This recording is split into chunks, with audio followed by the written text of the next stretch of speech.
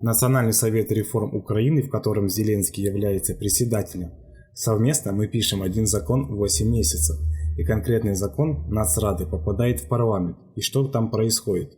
Это не общий закон, а закон, к примеру, о таможне, который полностью убьет коррупцию на таможне. Но это 3 миллиарда долларов политиков за год, в результате чего все это блокируется. Второй закон о строительственном разрешении. 150 миллионов долларов взяток каждый год блокируется, потому что также распределяется на влиятельных людей. Ситуация такая, когда идет речь о многомиллиардных бюджетах, очень легко найти 10, 20, 30 голосов в парламенте. Причем со всем уважением ко всем присутствующим здесь, которые будут все блокировать, потому что много людей не заинтересованы в изменениях и закрытии этих кормушек. Я вел диалог с одним очень милым миллиардером, и он заявил, что нам все равно, кто будет в парламенте, мы всегда будем властью.